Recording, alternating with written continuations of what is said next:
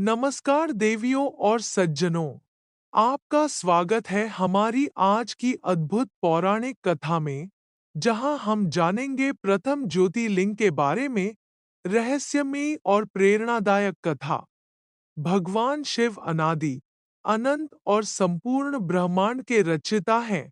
उनकी महिमा अपरंपार है और उनका आशीर्वाद समस्त जगत पर सदैव बना रहता है। शिवजी के द्वादश ज्योतिर्लिंग विशेष रूप से पूजनीय हैं, जिन्हें स्वयं महादेव ने प्रकट किया था। आज हम इन्हीं 12 ज्योतिर्लिंगों और उनके उत्पत्ति की दिव्य कथाओं के बारे में विस्तार से जानेंगे।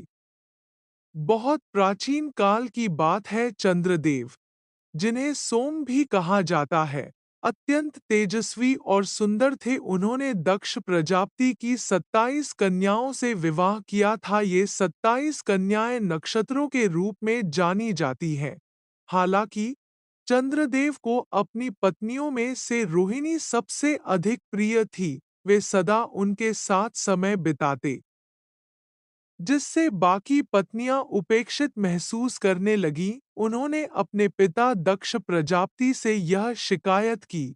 दक्ष प्रजापति को अपनी पुत्रियों की पीड़ा देखकर बहुत दुख हुआ। उन्होंने चंद्रदेव को समझाने का प्रयास किया, लेकिन चंद्रदेव अपने व्यवहार में कोई बदलाव नहीं लाए। क्रोधित होकर दक्ष ने उन्हें श्राप दे दिया, तुम धीरे धीरे अपनी चमक खो दोगे और अंततः नष्ट हो जाओगे।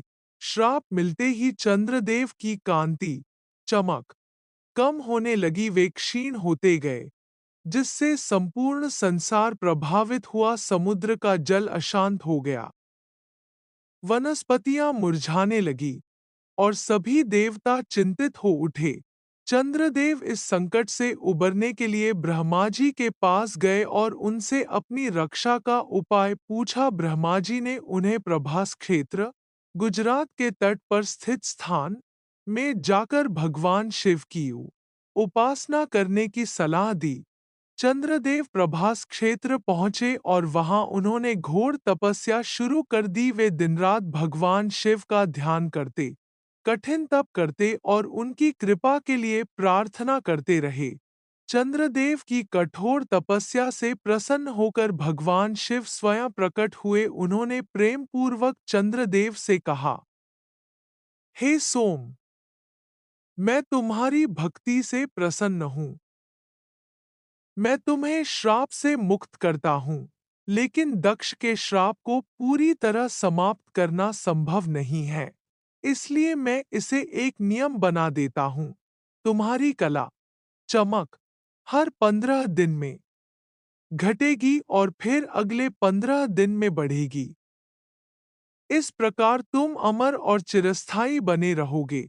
चंद्रदेव ने भगवान शिव के चरणों में गिरकर कृतज्ञता प्रकट की और उनसे प्रार्थना की, हे महादेव, कृपया इस स्थान पर हमेशा के लिए निवास करें, ताकि संसार के सभी प्राणी आपकी कृपा प्राप्त कर सकें। भगवान शिव ने उनकी प्रार्थना स्वीकार की और वहां एक ज्योतिर्लिंग के रूप में प्रकट हुए। तभी से यह स्थान सोमनाथ ज्योतिर्लिंग के रूप में प्रसिद्ध है। यह सभी ज्योतिर्लिंगों में प्रथम और प्रमुख माना जाता है। यह स्थान समुद्र के किनारे स्थित है, जिससे इसकी प्राकृतिक सुंदरता भी अद्भुत है। इतिहास में कई आक्रमणकारियों ने इस मंदिर को नष्ट किया, लेकिन हर बार यह और भी भव्य रूप में पुनर्निर्मित हुआ। वर्तमान मंदिर का पुनर्निर्माण 1951 में सरदार वल्लभभाई पटेल के नेतृत्व में हुआ था। सोमनाथ ज्योतिर्लिंग की यह कथा हमें सिखाती है कि सच्ची भक्ति और अटूट श्रद्धा से भगवान शिव प्रसन्न होते हैं और अपने भक्तों के संकट हर लेते हैं। यह भी दर्शाता है कि जीवन में कठिनाइयां आ सकती हैं, लेकिन यदि हम धैर्य और तपस्या से सही मार्ग अपनाएं, तो हम किसी भी बाधा को पार कर सकते हैं।